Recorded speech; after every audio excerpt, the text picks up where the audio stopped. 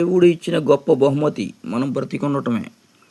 ఎలా అంటే దేవుడు కుడి పక్కన ఒక దొంగని, ఎడం పక్కన ఒక దొంగని పెట్టాడు. కుడి పక్కన ఉన్న సిలువేసినప్పుడు అనమాట. దేవుడు సిలువేసినప్పుడు కుడి పక్కన ఒక దొంగ, ఎడం పక్కన ఒక దొంగ ఉన్నారు. కుడి పక్కన ఉన్న దొంగ, నువ్వు వెళ్తున్న రాజ్యంలోకి నన్ను తీసుకెళ్తావా అని విశ్వాసంతో అడిగాడు. అందుకని ఆ దొంగ పరలోక రాజ్యంలో చేరబడ్డాడు. కుడి పక్కన ఉన్న దొంగ, నీకు వేసిన 3 మేకులు తీసుకోలేని నీవు దేవుడువా?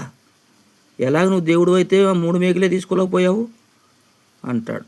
వాడు నరకంలో తోసివేయబడ్డాడు. అంటే దేవుణ్ణి విశ్వసించలేదు కాబట్టి. ఇప్పుడున్న నడుస్తున్న మనుషులు కూడా అట్లనే ఉన్నారు. దేవుణ్ణి తిరుగుబాటు చేస్తున్నారు. తిరుగుబాటు చేయకూడదు. ఆయన ఏం చెప్పాడో వివరంగా తెలుసుకుని ఆయన మార్గాలు వెంబడించేవాడు మాత్రమే, కుడి పక్కన ఉన్న దొంగలాగా ఆలోచిస్తూ విశ్వాసంతో వెంబడించేవాడు పరలోక రాజ్యంలో చేరగలుగుతాడు.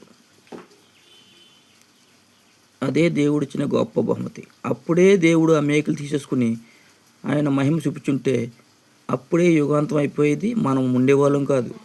మనిషి అనేవాడు ఈ భూమి మీద ఉండేవాడు కాదు. అప్పుడే అన్నీ జరిగిపోయి ఒకడు కూడా పరలోక రాజ్యం చేరలేకపోయేవాడు. అందరూ నరకంలోకి వెళ్ళిపోయేవాళ్ళు. అప్పటికే 2-3 సార్లు దేవుడు సూచనలు చేస్తూనే ఉన్నాడు. సొదొమ గొమొర్రా అని ఒక్కసారి ఏరేశాడు, క్లీన్ చేసాడు. అది సొదొమ గొమొర్రా వెలిగిపోయింది, కాల్చేశాడు. తర్వాత నోవాహు ద్వారా మరోసారి నీళ్ళతో నింపేశాడు, క్లీన్ చేసేసాడు. అలా ఏరుతూనే ఉంటాడు దేవుడు. ఏరటం అంటే మనుషుల్ని కేటాయిస్తాడు అన్నమాట. మంచి వాళ్ళు మాత్రమే పరలోక రాజ్యంలో చేరగలుగుతారు. ఈ చిన్ని వాక్యం దేవుడు దీన్ని ఆశీర్వదించును గాక. ఆమేన్.